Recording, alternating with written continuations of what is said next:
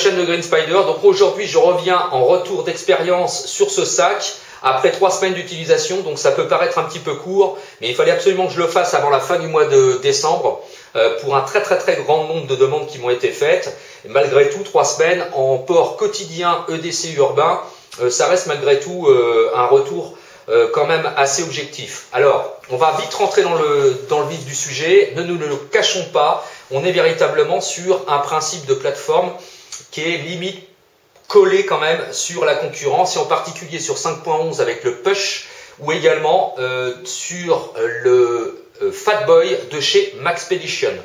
Bien entendu, il y a quand même un certain nombre de points qui diffèrent, fort heureusement d'ailleurs, mais on est quand même sur 1. La même plateforme, 2. Sur le même volume. On est vraiment sur un principe de décès. Alors, bien sûr, il y a des choses qui diffèrent par rapport à la concurrence, comme je l'ai dit, mais on reste quand même de façon globale, de façon générale, sur le même principe. On va y revenir juste après. Alors, tout de suite, l'aspect négatif des choses, et on finira avec l'aspect positif. Aspect négatif, l'arrière, ici. Là, il y a un système complet sur la plateforme qui est en filet mèche, qui permet donc d'évacuer l'excédent de chaleur et l'humidité. Ça, c'est très bien, on ne va pas revenir là-dessus. Par contre, gros point noir, qui est assez incompréhensible pour moi, absence totale de rembourrage entre la membrane du filet mèche et le reste de la plateforme. Résultat de l'opération, puisque c'est un sac à caractère tactique, on va dire, et qui se destine normalement dans cette poche entre l'accès principal du sac et l'extérieur au niveau de la plateforme, d'y glisser une arme de poing. Alors, pour être très sincère, bien sûr, en France, on ne va pas vraiment avoir à se poser la question, malgré que ça peut éventuellement intéresser certaines forces de l'ordre, et en particulier donc les agents de police en civil. Quoi qu'il en soit, pour avoir essayé de placer différents types d'armes à l'intérieur, parce que je suis dans un stand de tir depuis de très nombreuses années, j'ai donc à ma disposition quand même pas mal d'armes de poing, très sincèrement, ça ne va pas du tout. Pourquoi? Tout simplement parce que comme il n'y a pas de rembourrage, dès qu'on y place une arme, c'est assez proéminent malgré tout, on sent tout de suite la crosse et même aussi la carcasse, puisque automatiquement, vu qu'il n'y a pas de rembourrage, on sent tout de suite les éléments à l'intérieur. Alors, en dehors de ça, me direz-vous, on est en mode civil, on ne porte pas d'armes sur nous, encore moins en France. Ok, maintenant, s'il faut placer des éléments qui sont, on va dire, un peu proéminents, assez épais, etc., le résultat sera le même. Donc là, grosse erreur de la part de VanQuest. Je ne comprends pas d'ailleurs pourquoi ça n'a pas été fait. Ils auraient très bien pu, plutôt que d'essayer de rester sur le principe des concurrents avec une découpe, éventuellement avec des éléments en mousse, mais apparent, ils auraient très bien pu faire un système de mousse éventuellement ajouré à l'intérieur, qu'on ne puisse pas le voir, mais de façon cachée, dissimulée derrière entre la membrane et puis la plateforme. Ça aurait permis d'augmenter considérablement le confort au niveau du portage. Ça n'a pas été fait. Ça, à mon sens, c'est presque une erreur de débutant, quoi. Voilà. Donc j'espère que VanQuest repensera à ça. Ça coûterait pas plus cher de le faire. Voilà. Autre élément qui, à mon sens, aurait dû être corrigé. Que ce soit chez MaxP ou ailleurs, peu importe, ici sur les poches il y a 2 passants molles pour y placer des éléments. Alors certes, sur des petits éléments comme ça pose aucun problème. Toutefois, si on veut y placer des éléments plus grands, étant donné qu'il n'y a que 2 passants molles, et à plus forte raison avec les mold sticks qui sont proposés par VanQuest, quand on regarde au-dessus, automatiquement on a du jour. Et là, c'est pareil, ça pêche un peu. D'autant qu'ici, ça aurait pu être rattrapé avec les excroissances des mold sticks. Donc si on avait placé une bande supérieure de passe en molle, on aurait pu l'intégrer à l'intérieur, ce qui aurait évité de bâiller, ça aurait été plaqué directement contre la poche. Et donc automatiquement, ça augmentait la sécurité et surtout le maintien. Ça n'a pas été fait. Dommage. Pourquoi ça n'a pas été fait? Ça aurait pu être fait, hein. Il suffisait de décaler les 2 passants légèrement vers le bas et d'en rajouter un 3e et le tour était joué. Quand on regarde sur la concurrence, effectivement, MaxP propose le même principe de fixation, mais je trouve l'incohérence particulièrement prononcée ici. Pourquoi? Parce que VanQuest propose des attaches spécifiques à la marque, et donc automatiquement quand il y a des excroissances comme ça, avec seulement 2 passants, Voilà, on aurait pu augmenter le confort, sincèrement, avec un troisième passant. Voilà. Donc ça, c'est pareil, ça aurait pu être fait, ça aurait pas coûté plus cher. Également, un petit souci au niveau, un petit souci. Au niveau de la sangle qui rattrape, comme on peut le voir ici, sous le dessous, elle est positionnée carrément en arrière, sur l'arrière de la plateforme. Là aussi, quand il faut cintrer le sac, donc on le cintre pour que ce soit bien verrouillé, bien sécurisé. Voilà ce qui se passe, on tire sur l'arrière du sac et ça le déforme. Voilà comment ça se présente. Ça déforme considérablement, donc là automatiquement, si en plus, vu que c'est en portage, si on met ça en portage comme ça, il y a facilement 4 cm qui n'est plus en contact avec le dos ou le bas du dos. Résultat, si en plus on place un élément à l'intérieur alors qu'il n'y a pas de système de rembourrage, au niveau du confort, c'est pire encore. Résultat de l'opération, ça c'est pareil, ça aurait pu être corrigé éventuellement.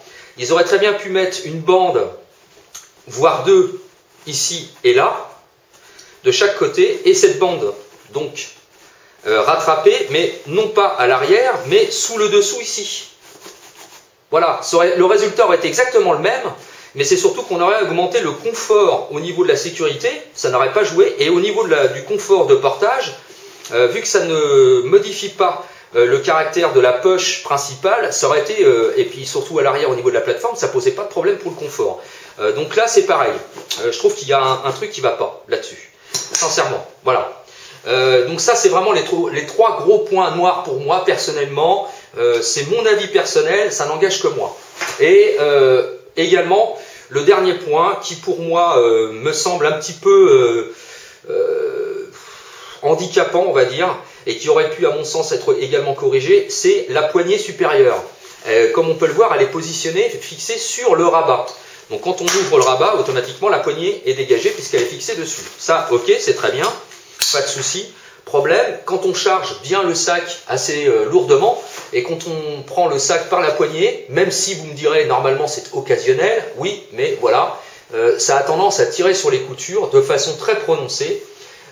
Comme je vous l'avais illustré lors de la présentation, pour mettre un boîtier réflexe, on est généralement sur 1,2 kg, 1,5 kg minimum, plus le reste des éléments à l'intérieur en EDC quotidien, on va dire. Si on commence à prendre le sac comme ça, sincèrement, j'ai peur que ça finisse par céder. Par ailleurs, ça déforme la poche supérieure, même quand on cintre, voilà, ça a tendance à la déformer et on arrive quand même à passer la main. Alors là aussi, bon, la poignée est très bien. Rien à redire par rapport à ça, c'est propre, c'est nickel, c'est confortable. Mais je pense qu'elle aurait dû être placée ailleurs. Alors moi je ne suis pas ingénieur du tout, je ne travaille pas pour personne au niveau de la conception des sacs, mais je pense sincèrement que ça aurait dû être placé ailleurs.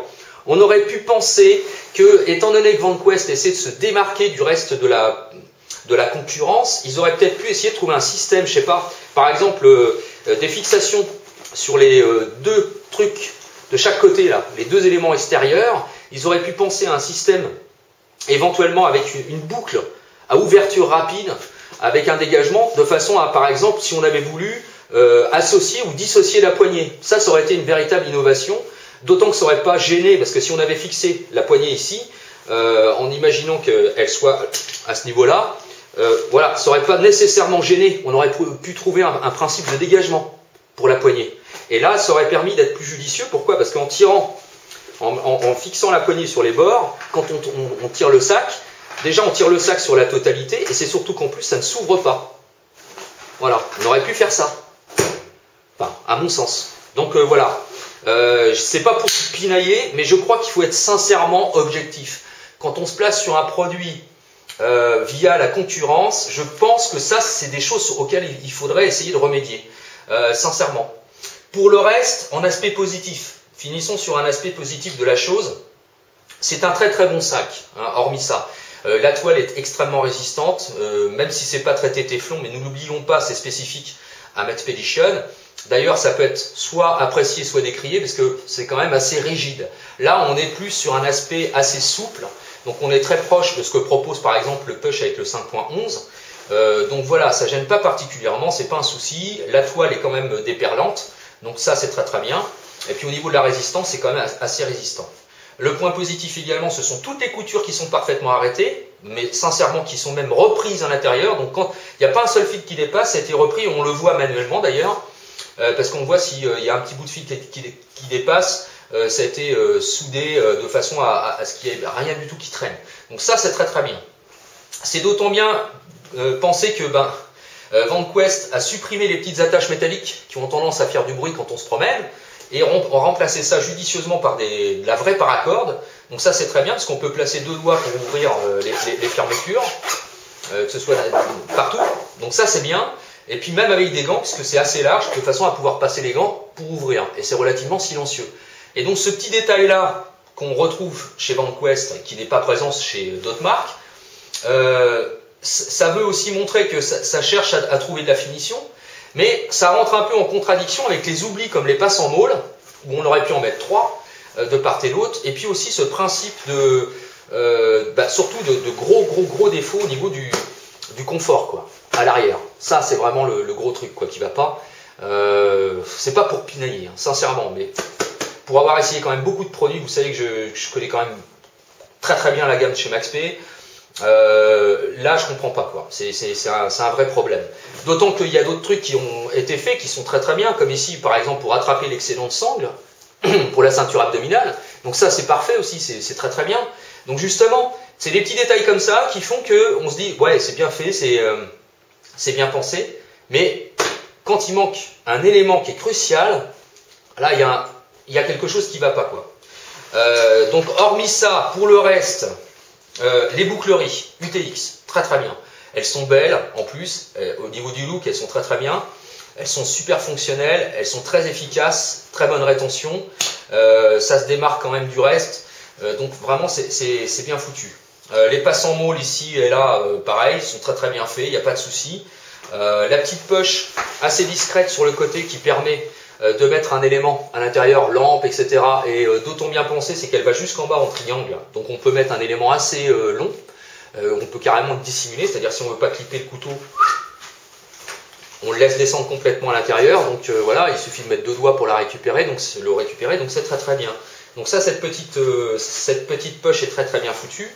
Le principe de changement de coloris à l'intérieur également, qui permet justement d'avoir une différence de coloris, de contraste orange qui est spécifique à la marque, ça c'est pareil, ça permet de bien voir ce qu'il y a à l'intérieur. Les petites pochettes qui sont dans les poches latérales sont très très bien pensées également, elles sont fonctionnelles, suffisamment grandes mais pas trop, de façon à pouvoir mettre des choses dedans. Donc ça c'est très très bien, on arrive quand même à loger pas mal de trucs.